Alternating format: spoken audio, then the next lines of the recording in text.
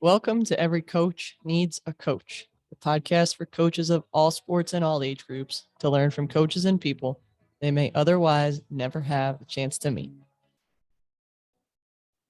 The harvest is plentiful, but the workers are few. That was the message in the gospel reading this past weekend. I was at church and I was listening to our priest give his sermon, or his homily, as we call it. And he talked about inclusivity, which has been a recurring theme.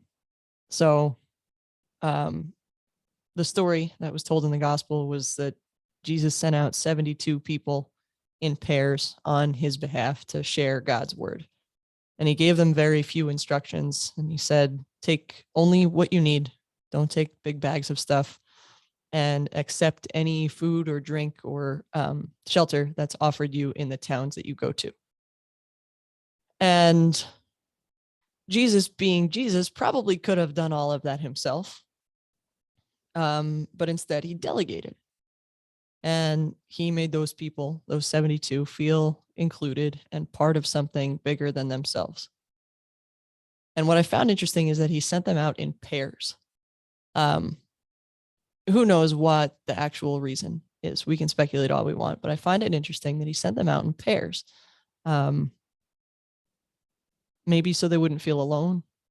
Maybe so they'd have someone there to support them if they felt lost or confused or like what they were doing mattered. And it just got me thinking of how valuable our coaching staff is to do those things, right? To send us out in pairs so that we can feel supported and have someone to lean on when things get hard. And how much our kids need each other. I coach team sports. I coach girls soccer. So there's 11 on the field competing at once. I've never coached swimming or track or tennis where it's a one-on-one competition rather.